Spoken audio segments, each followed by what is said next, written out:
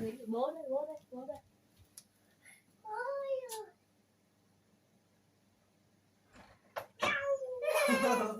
Happy birthday.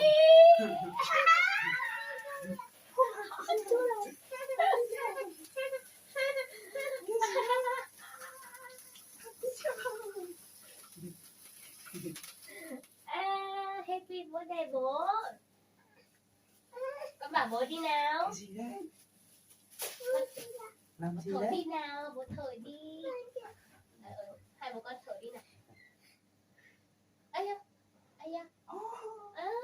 Con thích con không cho bố thổi à? Ôi giời ơi, giỏi quá.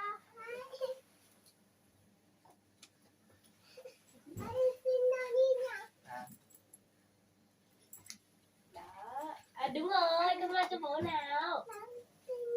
Chị xin nhỏ bố thổi xong rồi. Đây, bố cho con nhé. Ôi. Vô bố này. Xinh đẹp kia kìa. Xinh đẹp đấy. Xinh đẹp kia kìa. ABC. Wow, xong bố cái áo.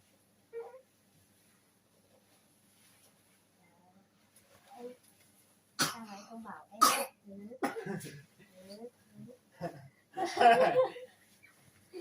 Cả Liên nữa, Liên nữa, Liên nữa. Mẹ xin lỗi đi chưa? Giận. Con này ăn này của bố. Con này ăn này của bố. Ăn này của bố. Bố lau đi, bố lau. Bố lau. Rồi. Giỏi quá.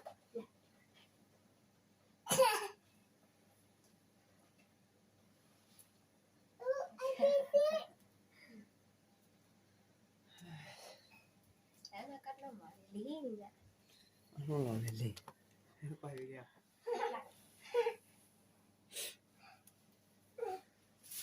Nó nằm một hơi lửa sao đó con nhỉ? Chứ là sinh nhật.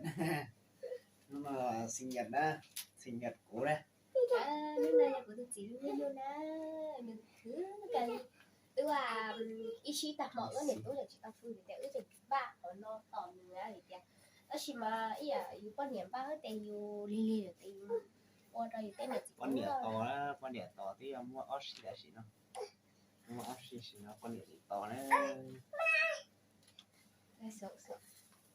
Cho bố cắt thôi nào. Bố cắt bánh ăn nhé.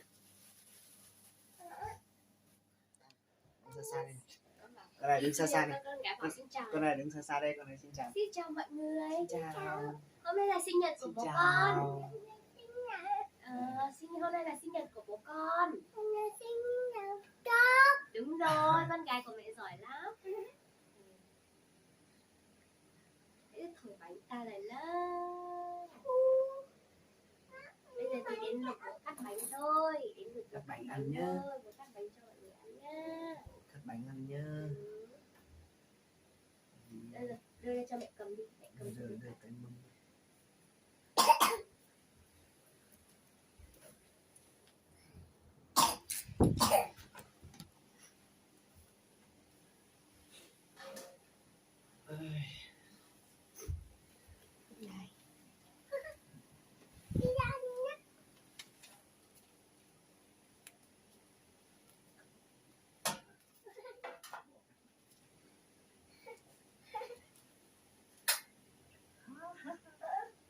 Ăn đi.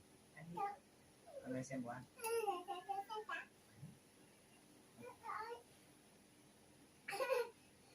Mẹ ăn. Ngon quá. Con này ăn. Con ăn.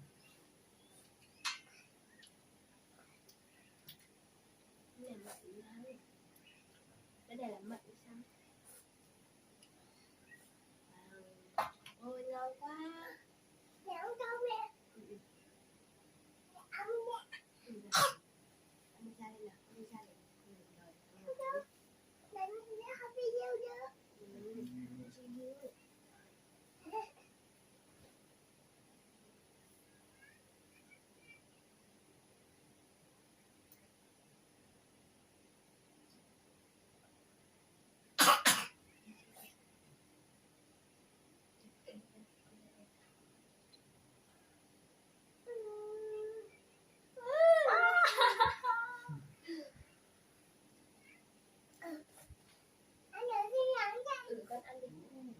cái này đưa cho mẹ Không có. Thôi để cái này để ăn luôn đi. Bố đưa cái này cho con nhé.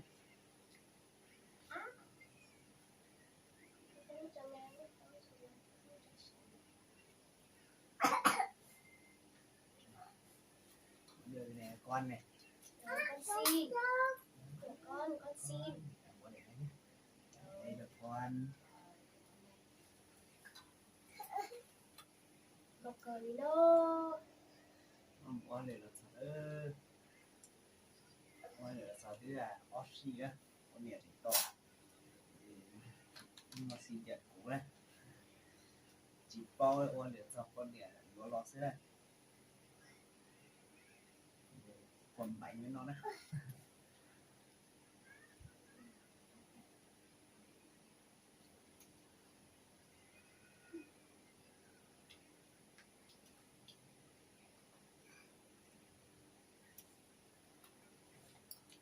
Ăn bánh thôi ơi, ăn bánh thôi. Ăn bánh này. Ăn quả.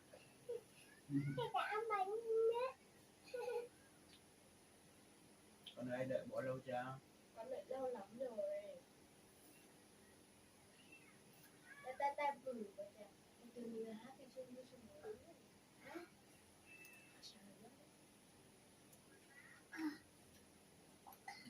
Quả mận lắm đó.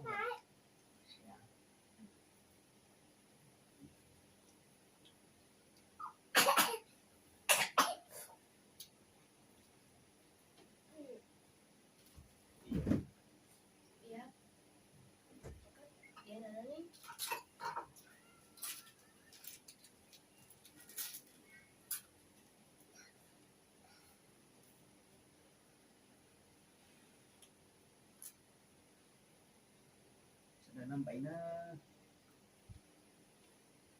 thì con này mà thép ý Ủa ra được, ủa đi chơi được thảo được được ủa xá là nó thế thảo mà giờ thì sẽ đúng thế đôi thảo mà xá sửa xá nó ra xứ là thật kể đấy được cả thảo mà tới thảo mà xá mà còn nó thế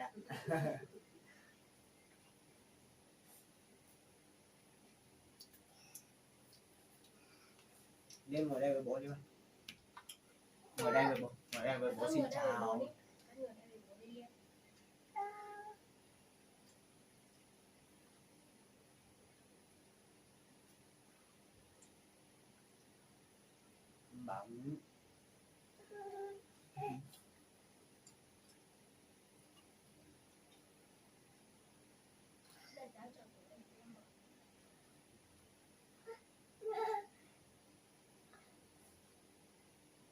quan niệm quá thìอยู่đây tôi là tôi là của hai tờ đây chỉ nên là họ chào nó họ đã chỉ nó để theo dõi nó là bọn là thì quan niệm quá thì phải chỉ dễ lúc nào thì được chỉ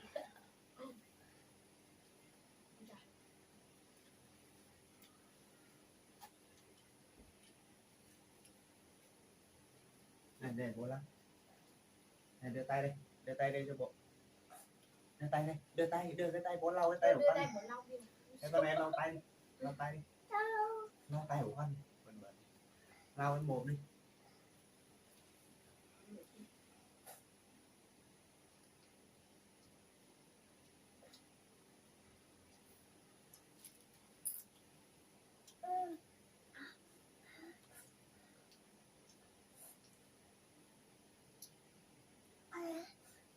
làm sao ấy không à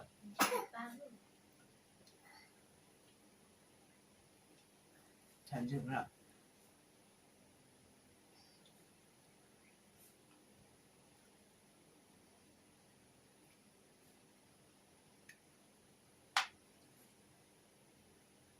mới nhọc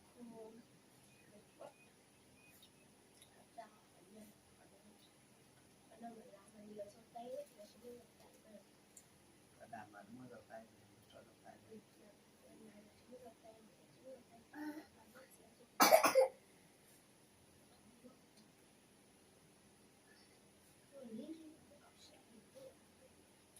có suy giảm luôn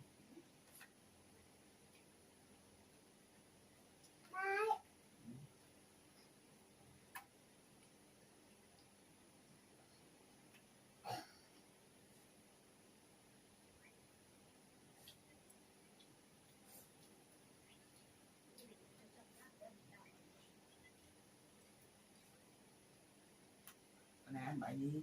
Đây này, để bố cho con ăn bậy. Ăn hết nhiều lắm rồi. Nó lúc ban lâu nó tao lúc vào.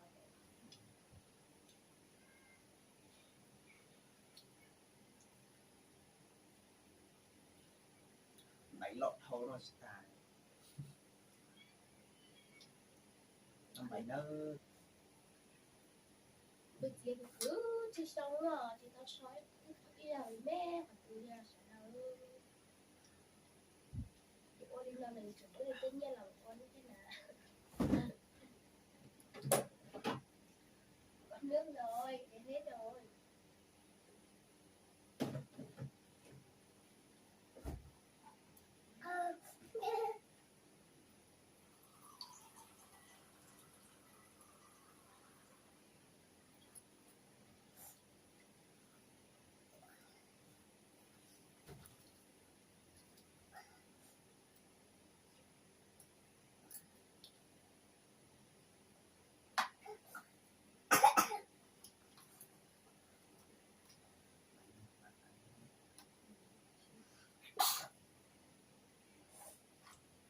Chana Angela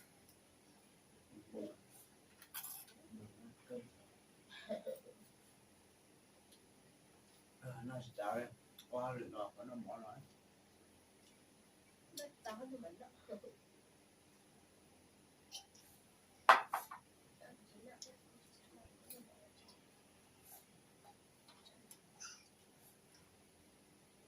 Khi mà tê bé nó ta đừng có đuổi cái mà nó nâng nhiều lần này nhé.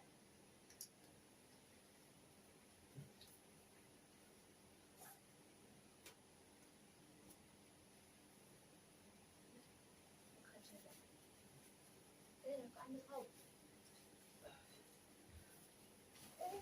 Có ăn được cái đi nữa.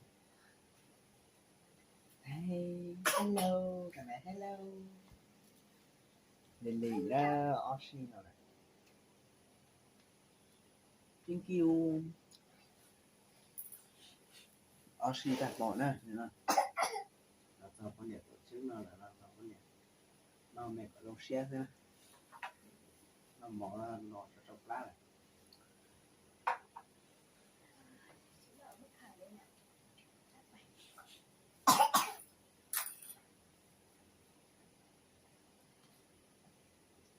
Con này đứng dậy nào.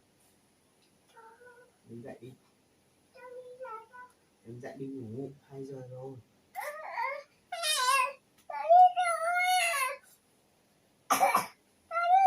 Không đi ngủ à? Nhà chỉ cả một bữa nó nhau to sinh nhật bố ta chỉ cả một bữa. Ăn này á. Ăn này à? Bố lấy nhé.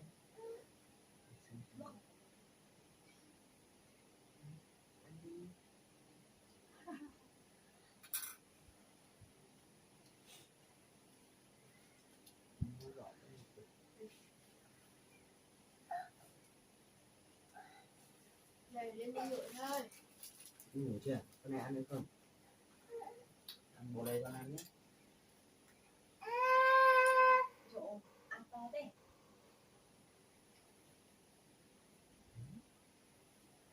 Đấy vừa đấy bố cho không ăn bây giờ.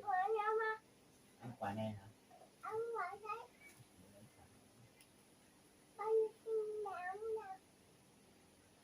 Để ăn. Em cho con ăn. Trời Con chìm xuống rồi.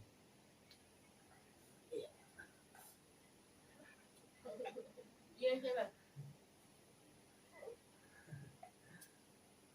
Em biết không ăn thì bố cũng không ăn nữa đâu. Đồ ngọt này bố cũng không thích ăn mấy. Con ăn đi. Không ăn nữa. Không ăn nữa thì đi ngủ nhé. Đi ngủ thôi nhá.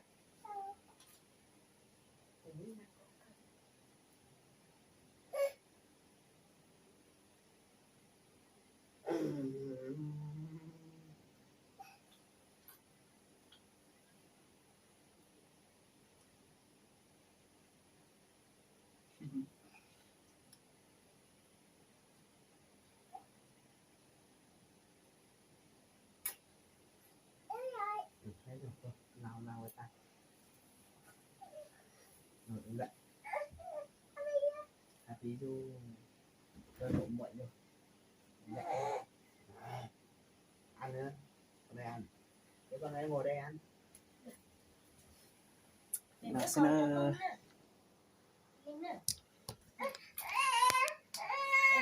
lịch cờ đi nè con này tỏ im mò cái oxy kể họ lựa bùa thầu oxy chiều oxy gì đây hải giặt trò giặt trống đu á oxy giặt bộ kế nó thế rồi dụ họ lựa sao là cho con này bên rồi mà để pro xe nó cho dùng mà ôi mà sao cái nó to này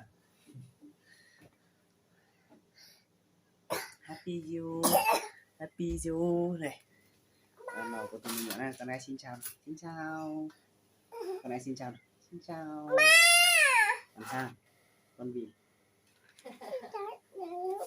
con này xin chào happy you không thì thôi thế con gái không happy you để đi à con gái happy you để đi chứ